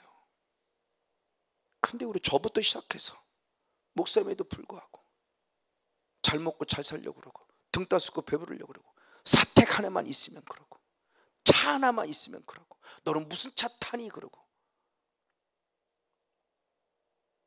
이스타 하나 타면 차같이 여기지도 않고. 이것이 우리들의 모습이잖아요. 1년 예산이 얼마나 돼? 10억. 너는 1억. 야, 1억 갖고 어떻게 목회를 하니? 1억 갖고요? 그건 하나님의 헌금 아닌가요? 우리는 입술로 수시로 죄지고 있고 수시로 잘못된 길을 가면서 나는 전혀 죄인다는 생각이 없어요. 그리고 성도 갖고 목회들을 판단하고. 저 협력사 중에 한 분 그분이 계시세요. 자기 형님이에요. 형님은 일반 집사님이에요. 맨날 동생은 더 모르는데 너는 목사가 돼갖고 말이야 왜 교회도 부흥 못 시키냐고. 그래서 아주 당신의 교회 목사님은 아주 최고의 목사님인데 자기 동생은 목사같이 안 보여요. 그러니까 맨날 가르치는 거예요. 목사가 돼갖고 말이에요. 교회도 부흥 못 시키고 목사로 여기질 않아요. 하나님이 친히 기름 부어 세우심에도 불구하고 교회를 부흥 못 시킨다고 목사로 여기질 않아요. 그냥 동생이에요, 동생. 그러면서 헌금함을 쭉 찔러주고 하면 대단한 것처럼 한 일처럼. 그것 때문에 이 협력사자가 아주 상처를 입고 마음을 아파요. 자, 무엇을 말하고자 하느냐? 진정한 하나님이 원하시는 건강한 구원의 모습이 과연 우리들에게 어떤 영향을 주면서 우리 무엇을 말하는 걸 때 사탄의 존재가 우리의 존재를 지금도 끊임없이 빼앗아가고 있다. 그래서 이것을 다시 말하면 멸류관을 빼앗지 말라는 거죠. 진정한 생명의 선물이신 하나님으로부터 떨어지지 말라는 거죠. 그를 꼭 붙잡으라는 겁니다. 그래서 히브리서 3장 12절에 그렇게 권면을, 피차 권면할 때 그렇게 권면했습니다. 히브리서 3장 12절 말씀 역시 같이 있습니다. 시작. 형제들아, 너희가 삼가 혼 너희 중에 누가 믿지 아니하는 악심을 품고 살아계신 하나님에서 떨어질까 염려함이라. 살아계신 하나님부터 떨어질까, 즉 그를 꼭 붙잡아야 되는데 떨어질까, 붙잡아야 되는데 떨어질까, 취해야 되는데 떨어질까 염려해서 매일 피차에 권면하고 13절에 말, 우리 일상적인 삶 속에서 이걸 똑같이 말한 것은 사도 바울로 참 베드로가 경험해 봤던 바가 있었기 때문에 베드로 전서 3장 3장 16절을 듣고 베드로 3장 17절 말씀 역시 한번 같이 있습니다. 베드로후서 3장 17절 시작. 그러므로 사랑하는 자들아, 너희가 이것을 미리 알았은즉 무법한 자들의 미혹에 이끌려 너희 굳선돼서 떨어질까 삼가라. 아멘. 주님께서 말씀합니다. 붙잡으라는 거예요. 그러면 저 떨어지지 않기 위한 것이 뭐냐 할 때 이게 바로 선한 싸움이에요. 다시 한번 디모데전서 6장 12절을 다시 한번 봅니다. 디모데 6장 12절 시작. 믿음의 선한 싸움을 무엇하라? 싸우라. 그리고 영생을 취하라 그럽니다. 믿음의 선한 싸움을 싸워야만 영생을 얻을 수 있다는 거죠. 자, 우리의 전통적인 신앙은 영생은 뭘로 얻어요? 믿음이죠. 그래서 사도 요한도 요한복음 3장 16절 말씀 너무 잘 알았죠? 요한복음 3장 16절 말씀 읽어봅니다. 같이 한번 읽겠습니다. 시작. 하나님이 세상을 이처럼 사랑하사 독생자를 주셨으니 이는 저를 믿는 자마다 멸망치고 무엇을? 영생을 얻게 하라 하심이라. 아멘. 할렐루야. 맞아요. 절대적 주님의 은혜입니다. 그러면 믿음을 통해 영생을 얻었어요. 그럼 영생을 얻었다고 끝나냐? 아니라는 겁니다. 그 영생을 다시 뺏기지 않도록 무엇하라? 취해야 되고 붙잡으라는 거예요. 영생을 얻었어요. 멸류관을 빼앗지 못하도록 붙잡으라는 겁니다. 누구도 내 영생을 빼앗지 못하도록. 이 말을 달리면 누군가가 지금 내 영생을 빼앗고 있다는 거죠. 누군가가 성권영 목사의 술 믿음으로 절대적으로 구원받은 은혜가 있는데 이 구원의 은혜를 뺏는 자가 있는 거예요 지금요. 그것 때문에 뺏기지 말라는 거죠. 그게 바로 무엇이냐? 이게 바로 영적 싸움이에요. 그래서 아까 얘기했던 그 선한 싸움을 싸우라는 그 싸우라는 원어가 아고니조마이라는 원어입니다.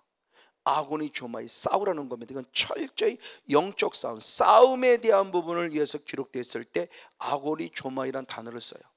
바로 철저히 영적 싸움. 그걸 또 대표적으로 말한 게 디모데사전 7절이죠. 디모데사전 7절 8절 말씀을 같이 봅니다. 디모데사전 7절 8절 같이 해보겠습니다. 시작. 내가 선한 싸움을 싸우고 아멘 나의 달릴 길을 마치고 믿음을 지켰으니 이제 후로는 나를 위하여 의의 멸류관이 예비되었으므로 주 곧 의로우신 재판장이 그날에 내게 주실 것이니 내게만 아니라 의의 나타나심을 사모하는 모든 자에게니라. 아멘. 사도 바울이 영적 싸움을 싸웠다고 마지막까지 얘기합니다. 이게 믿음을 지키는 거예요. 왜 싸웠냐는 거죠. 왜 싸운 이유를 얘기합니다. 잘 먹고 잘 살려고요? 병고침 받으려고? 아니요. 무엇 때문에? 내게는 의의 멸류관 때문에. 그러면 나만? 아니요. 나만이라고 말하지 않잖아요. 주의 나타나심을 무엇하는 자? 사모하는 모든 자에게니라. 그럼 우리 모두 똑같이 날마다 선한 싸움을 싸워야 돼요. 이걸 지금 말하는 거예요. 이거를 단순히 이거 무슨 성령 충만한 사람 말이면 사탄은 따라 이래서만 싸우는 걸 우리가 착각하니까 성령 사역을 잘못된 것으로 치부해버리고 하나님의 영광의 모습을 치부해버리면서 정말 잘못된 것, 그게 아닌데 이건 누구나 해야 되는 건데 당연히 해야 되는 건데 그래야 천국이라고 지금 말하고 있는데 사탄이 없어서 사탄이 우리의 구원을 뺏어가지 않고 한 번의 영원한 구원에서 전혀 건들지 않는다면요 싸움을 할 이유가 없죠. 뭐 그로 다 된 거잖아요. 이제는 죄 질 이유도 없는 거고. 근데 구원 어느도 불구하고 계속 죄 짓고 있잖아요. 왜? 사탄의 영향을 계속 있고 내 안에 남아서 계속 죄를 짓게 하고 있고, 그러니까 얘를 처리해서 죄와 싸워야 된다는 것을 말하는 거죠. 바로 그것에 대한 모습을 지금 성경이 말씀하고 있는 겁니다. 바로 그분의 모습이에요. 자, 이 부분의 모습을 조금 더 잘 설명한 것이 뭐예요? 그래서 싸울 대상은 결국 사탄의 존재임을 너무나 잘 압니다. 그래서 에베소 6장 12절에 우리의 싸움의 대상이 누구인가를 얘기를 했죠. 에베소 6장 12절 시작. 우리의 씨름은 혈과 육에 대한 것이 아니요 정사와 권세와 이 어둠의 세상 주관자들과 하늘은 악의 영들에게 대함이라. 아멘. 이 어둠의 세상 주관자, 이 어둠의 세상 주관자는 결국은 사단. 근데 사단이 이 땅에서만 아니라 어디에 가고 있어요? 공중 권세도 붙잡고 있어요. 그러니까 이 땅에서와 더불어 내 눈에 보이는 2층, 지금 우리가 보고 있는 하늘이라는 스카이를 뛰어넘은 또 다른 공중 세계의 권세를 잡고 있는 자가 있어요. 그들이에요. 그러니까 이 땅에서 사단과 싸운다는 정도의 차원으로 끝남이 아니라 저 공중 권세를 잡은 자가 끊임없는 이 세상의 어두운 주관자 사탄의 존재, 더 나아가 이제 공중권세 잡은 자. 그러니까 우리의 영적 싸움은 언제까지? 죽을 때까지라는 거죠.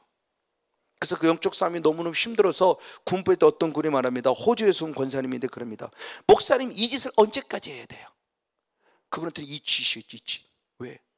정말 그분은 아주 심해서 진짜 막 그 한 30평 정도의 군포를 떼굴떼굴 굴러 다닙니다. 계속 한번 딱 탁치를 하면은 그냥 그거는 못 견뎌요. 본인이 하고 싶어 해도 그렇게 못 할 거예요.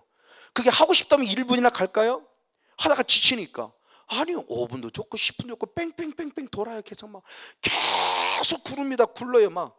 그리고 끝나고 나면 온몸이 땀으로 범벅되고 머리가 뭐 다 크러지고. 그럼 본인도 싫죠. 너무 힘드니까. 그러니까 이 짓을 언제까지 해야 돼요? 그랬어요. 권사님 죽을 때까지 해야 돼요. 그랬어요. 그랬더니 놀래버리는 거지. 한 번 되고 처리만 되면 얼마나 좋아요.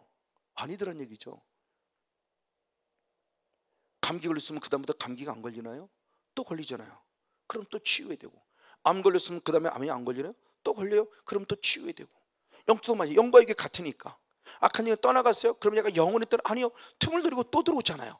죄는 합법적인 통을 갖고. 내가 죄를 안 진다면야 가능하지만 죄를 계속 짓고 있기 때문에 어쩔 수 없는 합법적인 통으로 또 들어와요. 그러면 또 싸워야죠. 철저히 예수 피로 죄사함 받고 남아있는 죄성을 빨리 처리해야 되고. 근데 얘가 1년이 지나고 10년이 지나면서 꺼내기가 더 어려워. 이걸 요셉을 욕을 내가 정말 이건 있고 경험하는 바예요. 그래서 금방 해닫고 아이고 또 잘못했습니다 하면 용서해 주세요. 그러고 나가 그러면 금방 반응이 나타나요. 근데 그전은 안 그랬죠. 얘가 그래놓고 잘못했습니다. 그런데 얘가 벌써 1년이 지나고 10년이 지나면서 굳어지는 거죠. 자리를 딱 잡고 저장되게 딱딱 콘크리트는 굳어버리니까 얘를 쫓아내면 진짜 힘들어요. 근데 그 즉시 회개하고 그 즉시 회개하면 바로 영적 반응이 제가 나타나요. 그래서 콜록하고 또 나가고. 그러니까 끊임없는 영적 싸움이에요. 저도 지금도 계속 싸우고 있고요. 이정수 목사님이 기름 부어도 싸우고 있고요. 제 스스로 자가 축사하면 싸우고 있고요. 또 다시 못할 때는 협력사적인 기도 받으면 또 싸우고 있고요. 끊임없습니다. 계속적으로 싸우는 분의 모습. 바로 지금 사도 바울이 우리에게 그 영적 싸움에 대한 부분의 모습을 만들어줍니다. 그러면 왜 싸워야 되느냐는 거죠. 왜 싸워야 될 이유가 바로 여기 있습니다. 자, 누가복음 22장 31절. 누가복음 22장 31절 말씀. 시작 봅니다. 시작. 시몬아 시몬아 보라 사탄이 밀가부하려고 너희를 무엇한다? 청구해요. 지금 사탄이 저와 여러분을 무엇하려고 밀가부를 까보려고 계속 주님 앞에 무엇하고 있어요? 청구하고 있어요. 지금 우는 사자와 같이 삼킬 자를 못해요? 찾고 있는 거예요. 끊임없이 사탄은 지금 청구하고 있습니다. 그럼 저게 베드로만 끝나냐? 아니죠. 지금도 똑같이 적용돼요. 성건님 모습에 계속적으로 그래서 이번 캄보디아 생활을 하면서 많은 걸 느낀 게 급하면 안 되는구나. 정말 채 2주, 2주 안 되는 시간에 모든 것이 급속도로 진행될 때 정말 쉽지 않은 개인적으로도. 그리고 함께 오신 어느 협력사역자 부부도 신청했는데 이름이 여권에 잘못 신청되고 들어가 이게 안 돼요. 그래도 하나님의 은혜 가운데 갑자기 하나님의 역사에서 또 바꿔주는 은혜를 입어서 잘 들어갔어요. 나올 때 또 접속하려면 또 접속이 안 돼요. 그러니까 그분은 근데 우리는 좀 편한데 그분은 그게 계속 메어지는. 이러다가 못 나가면 어떡하지? 이러다가 국제 미아가 되면 이게 막 조바심이 되는 거예요 또. 근데 아무 걱정하지 말라고 해도, 그래서 주시는 마음에서 걱정하지 말라고 해도 이거 걱정 안 할 수가 없는 게 사실이겠죠. 왜? 남들은 나간다 생각하면 못 나간다면 그처럼 남의 나라에서 쉽지 않은 길이잖아요. 근데 나가 기도하고 닦아서 했더니 당신의 잘못된 오류를 통해서 다 돼 있는데요. 착하다고 넘어가는 거죠.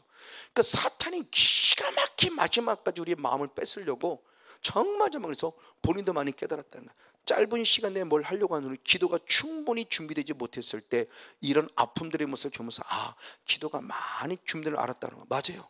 지금 이겁니다. 저분의 삶을 지금도 계속 밀가루 까보려고 물질 건드리죠. 질병 건들리죠. 자녀로 건들죠. 남편으로 건들죠. 아내로 건들죠. 관계로 건들죠. 얼마나 많은 부분의 모습을 건드리지 몰라요. 이게 사탄이 지금 계속 밀가루 까불어 건들고 있는 거죠. 이게 지금 대적하고 있는 모습이에요. 바로 그런 모습의 싸움에 대한 모습을 말합니다. 그 싸움에 대한 모습을 말하는데 그 싸움의 모습을 하지 않으면 결국 어떻게 되느냐. 대표적인 말씀이 누가복음 8장 12절이죠. 사탄이 지금 우리를 어떻게 건드는가. 자, 우리의 마음이 길가봐 강팍한 완악한 마음이 됩니다. 시작. 길가에 있다는 것은 말씀을 들은 자니 이에 마귀가 와서 그들로 믿어 구원을 얻지 못하게 하려고 말씀을 마음에서 무엇해요? 빼앗아요. 이미 말씀을 들은 자의 길가에 있는 반, 내 마음이 강팍하고 완악해요. 마음이 강팍하고 완악하다는 것은 결국 뭐냐? 하나님으로부터 떨어졌다는 증거입니다. 아까 읽었던 히브리서 3장 12절의 말씀이. 그래서 네 마음이 피차, 마음이 강팍하지 않도록 권면하는 게 바로 그거예요. 하나님부터 떨어진 자예요. 하나님을 믿으면서도 하나님부터 지금 멀어져 가고 있는 거예요. 그때 놀라운 말씀입니다. 분명히 말씀을 들었는데 영의 새가 열립니다. 주님이 친히 하신 말씀. 누가 등장하나? 사탄이 등장합니다. 사탄이 왜 등장했냐? 말씀을 뺏어가려고. 그럼 말씀을 왜 뺏어갔느냐? 무엇하려고? 구원 얻지 못하게 하려고. 그럼 말씀을 들은 자기 때문에 저 사람이 이미 구원 얻은 자예요. 구원 얻은 자잖아요. 말씀을 들은 자니까. 말씀을, 예수를 안 믿는 사람이 뭐하러 말씀을 들으려 하겠어요. 비록 약해서 어린아이 신앙이나 강팍하고 완악하 있지만 분명히 예수를 믿기 때문에 하나님이 예배 와서 말씀을 좀 듣고 있기 때문에 구원받은 자임에도 불구하고 사탄이 들어와서 말씀을 계속 들은 말씀을 빼앗아감으로 결국 무엇 얻지 못하게 해요? 구원 얻지 못하게 하려고. 근데 어떻게 한 번 구원이 영원한 구원이 돼요? 한 번 구원은 영원한 구원이 되면 저 말씀은 새빨간 거짓말, 저 말씀 없어야 돼요. 그렇죠? 한 번은 구원은 영원한 구원이면 저 말씀 없어야 되잖아요. 사탄이 와서 말씀, 구원 얻지 못할 말씀을 뺏어간다는 말씀 자체가 필요 없어야 되는 거잖아요. 근데 주님은 지금 그렇게 말하고 있잖아요. 이게 바로 영적 싸움에 대한 부분을 지금 얘기를 해주는 거죠. 우리의 강팍하고 완악한 심령을 빨리빨리 성령으로 부드럽게 하라는 거죠. 기경하라는 겁니다. 그래서 에스겔서 36장 26절 말씀에 성령이 너에게 임할 때 너의 강팍한 마음을 부드럽게 한다 그랬어요. 성령이 임해야만 강팍한 마음이 부드러워져요. 주님의 마음을 닮아가요. 이것 때문에 바로 예수님이 하시는 말씀이죠. 그 말씀을 예수님이 그렇게 표현했습니다. 누가복음 13장 24절입니다. 천국문을 얘기하며 천국문이 좁은 문이라고 그랬고 좁은 문 들어가려면 어떻게 할 것인가를 말씀한 부분이죠. 자, 누가복음 13장 24절 한 절 말씀 역시 한번 한 목소리로 같이 한번 읽겠습니다. 누가복음 13장 24절입니다. 시작. 들어가기를 힘쓰라. 내가 너에게 이르노니 들어가기를 구하여도 못하는 자가 많으니라. 아멘. 자, 우리의 구원이 넓은 문이 아니라 무엇한 문이에요? 좁은 문이에요. 근데 이 좁은 문으로 들어가기 위해서 내가 무엇해야 돼요? 힘써야 돼요. 근데 우리나라 말로 좀 아쉽다는 말을 몇 번 들었어요. 그냥 힘쓰라는 말 하니까 뭔가 열심히 하는 것으로 이해해요. 왜? 우리 단어가 힘쓰라고 했기 때문에. 근데 힘쓰라는 단어가 원어로 아까 얘기했던 겁니다. 선한 싸움을 싸우라는 아고니 조마예요. 그러니까 이 말을 달리 말하면 이걸 조금 더 해석을 해서 주님이 조금 더 우리가 성경할 때 직역을 해석해서 좁은 문 들어가려면 선한 싸움을 무엇한다? 싸워야 한다. 이렇게 표현했다면 우리가 천국 들어가려면 좀 대단히 있을 텐데. 뭐가 애쓰는 거를 알을 텐데 이걸 힘쓰라 그러니까 그냥 뭔가 열심히 하면 되는 것처럼 착각해버리게 만들었어요. 아니요, 이걸 원어로 계속하면 좁은 문 들어가면 싸우라는 거예요. 그래서 마태복음 11장 12절의 말씀에 천국은 누구의 것이라고 그랬어요? 침노하는 자의 것이에요. 그냥 가만히 있어 천국 가? 이게 아니라는 거죠. 왜? 사탄은 지금 끊임없이 막고 있거든요. 천국 못 들어게 하려고 이걸 뚫어야 되는 거죠. 그렇죠? 이걸 그러니까 교회라는 것을 들어왔을 때도 주님께서 말씀할 때 구약성에서 말씀할 때는 광야 길을 며칠간 3일간이에요. 그러니까 하나님 앞에 나와 예배드리는 게 쉽지 않다는 거죠. 그만큼 쉽지 않아요. 사탄이 우리의 존재를, 여러분들이 여기에 왔다는 것 자체가 저는 그냥, 왜? 하나님의 부르시면 후회함이 없다고 말씀하셨기 때문에. 그러니까 여러분 그냥 엄청난 영적 싸움을 뚫고 오신 거예요. 저는 이것이 벌써 예수님은 큰 기적이고 축복이라고 생각해요. 내가 가고 싶다고 가지는 게 아니에요. 환경으로 조건으로 뭔가 막으면 오고 싶어도 못 와요. 근데 올 수 있는 길을 열었다는 게 너무너무 감사하죠. 군포에도 교회가 찾기 쉽고요, 여기도 이렇게 찾기는 어렵진 않아요. 근데 놀랍게 가끔 가다 보면은 군포에서도 교회 주변에 한두 시간 뺑뺑 돌다가 못 찾고 갔대요. 여기도 보면 몇 사람이 지금 그래요. 그래서 한두 시간 뺑뺑 돌다 못 찾고 갔대요. 자, 이게 정말 쉽지 않은 거구나. 바로 이런 부분들이 철저한 영적 싸움의 대표적인 모습을 보여주면서 예수님도 좁은 들어가면 힘쓰라는 것이 결국 영적 싸움이다. 영적 싸움의 됨을 얘기하고, 똑같은 사건을 예수님의 동생 유다도 그렇게 말했습니다. 유다서 1장 3절을 봅니다. 유다서 1장 3절 역시 같이 있습니다. 시작. 사랑하는 자들아, 내가 우리의 일반으로 얻은 구원을 들어 너희에게 편지하는 뜻이 간절하던 차에 성도에게 단번에 주신 믿음의 도를 위하여 힘써 싸우라는 편지로 너에게 권할 필요를 느꼈다. 아멘. 자, 뒤늦게 예수님을 믿은 거죠. 예수님의 동생이니까 뒤늦게 예수를 믿었어요. 근데 그 유다가 지금 생각해 보는 겁니다. 와, 구원이란 부분이 그냥이 아니라는 걸 아는 거예요. 왜? 우리가 일반으로 얻은 구원, 그게 말하면 그냥 우리가 공통적으로 쉽게, 그러니까 이것을 쉽게 하면 그냥 교회 열심히 나가면 구원을 좀 착각한 그렇게 구원. 근데 이거 절대 주님의 은혜예요. 근데 그것으로 끝나냐? 아니라는 거예요. 일반으로는 구원을 너에게 편지하는 뜻이 간절한 차에 성도들에게 단번에 주신 믿음의 도, 그죠? 절대도 주님의 은혜로 구원 얻은 거예요. 근데 그것으로 끝나냐? 아니더라는 거죠. 그 믿음의 도를 위하여 무엇하라는 힘써 싸우라는 편지로 너희를 권할 필요를 느꼈다 그래요. 어떤 영적 싸움의 필요성을 느낀 거예요. 유다가. 아, 이거는 그냥이 아니구나. 이건 뭔가 대단한 영적 싸움이 필요한 거구나 느낀 거예요. 근데 그것을 힘써 싸우라 그랬습니다. 그 힘써 싸우라는 아고니조마의 모습이 에피 플러스 아고니조마, 에파고니조마인데, 이건 아고니조마보다 강한 상태를 말합니다. 유일하게 여기에만 썼어요. 그냥 일반적인 여기서 말씀하는, 예수님 말씀하는 아고니조마는, 사도 바울이 아고니조마, 선한 싸움을 싸우라는 이런 일반적인 싸움의 개념이 아니라 그보다 더 한 단계는 강한 싸움, 그런 철저한 싸움, 위로부터 힘입는, 에피라는 게 위로부터, 위에서 이런 뜻인데, 위로부터 힘는 어떤 그런 힘을 힘입어서 철저하게 싸워야 한다. 이게 이 필요를 느꼈기 때문에 내가 너에게 말은 한다. 여러분들아, 구원 얻은 걸 너무 일반으로 얻었기, 쉽게 얻었기 때문에 너무너무 구원 얻은 걸 쉽게 생각하지 마라. 이건 철저히 지켜야 한다. 싸워야 된다는 것을 지금 유다가 지금 말하고 싶어 하는 거예요. 여러분, 마지막까지 영적 싸움의 승리의 주문을 축복합니다. 이거예요. 지금 예수님이 이걸 말하고 싶은 거고, 하나님도 지금 영생에 관해 증거하면서 이 부분의 모습을 지금 사도 요한을 통해서 말하고 싶은 거를 부족하지만 저는 깨닫고, 깨달은 모습을 지금 여러분에게 제가 레마로 받아 전하고 있는 거죠. 이 치열한 영적 싸움입니다. 맞습니다. 그러면 어떻게 싸워야 되느냐? 마지막 결론이죠. 히브리서 12장 4절과 히브리 12장 4절을 먼저 봅니다. 시작. 너희가 죄와 싸우되 아직 피 흘리기까지는 대항치 않았다. 그러면 어떻게 싸우기를 원하느냐? 피 흘리기까지요. 피 흘린다는 것을 뭐냐? 또 한 말씀을 그대로 표현한 게 요한계시록 12장 11절, 마지막 결론을 맺겠습니다. 요한계시록 12장 11절입니다. 역시 같이 있습니다. 시작. 또 여러 형제가 어린 양의 피와 자기의 증거하는 말을 인하여 저를 이기었으니 그들은 죽기까지 자기 생명을 아끼지 아니했다. 아멘. 저 사건은 뭐냐? 마지막 사도 요한의 환상 가운데 보여져서 하나님의 영적 싸움의 실체를 보여준 겁니다. 악한 사탄마귀가 공중 권세에서 쫓겨났어요. 어디로? 땅으로. 그래서 자기만 쫓겨는 귀신까지 다 같이 쫓겨났어요. 그때 이 땅에 있는 하나님의 백성, 우리들을 말합니다. 우리들이 싸우는 광경을 보여주는 거, 이기는 걸 보여줘요. 정말 감사하죠. 이기는데 어떻게 이겨내는 겁니다? 무기가 있습니다. 예수 피라는 무기와 하나님의 말씀이라는 무기를 가졌습니다. 이 예수 피 하나님의 말씀을 가진 무기를 가진 이들이 어떻게 싸우느냐 그럴 때 그렇게 싸웠습니다. 그들은 무엇하기까지? 죽기까지 자기 생명을 아끼지 아니했다. 저 사람들이 남은 자예요. 저 사람들이 바로 14만 4천 명이에요.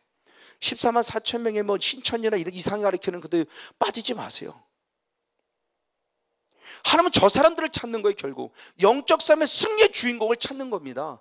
저 사람이 이기는 자들입니다. 죽기까지 싸워야 돼요. 제발 한 번, 두 번 하보고 안 되네 그러지 말고 맨날 뺑뺑이 돌지 말고요. 병 고침 맞는 게 목적이 아니라 그 지금 병을 주고 있는 악한 사탄마귀가 병이라는 과정을 통해서 결국 믿음을 약화시킴으로 예수를 못 믿게 만들어, 예수를 믿었던 믿음을 떠나게 만들어, 붙잡지 못하게 만들어 지옥 보내려고 하고 있단 말이에요. 여기에 초점 맞추고 싸우라는 겁니다. 이게 진짜 싸움이라는 겁니다. 오히려 병 고침 못 받고 천국 가는 게 낫죠. 병 고침 받고 지옥 가면 어떻게 해요? 이 영적 싸움에 대한 영적 비밀을 좀 더 영으로 깊이 있게 보자는 겁니다. 나타나는 현상이나 어떤 능력의 차원, 이런 개념으로 보지 말고 좀 더 깊이 들어가. 천국입니다. 하나님 나라 때문에 싸우는 겁니다. 하나님에게 주신 증거입니다. 영생에는 증거를 주셨습니다. 그 과정의 모습을 지금 말씀 안에 쭉 살펴보니 여기까지 왔습니다. 결국 영적 싸움입니다. 영생을 지켜야 돼요. 이걸 꽉 붙잡아야 돼요. 다시는 뺏기지 말아야 돼요.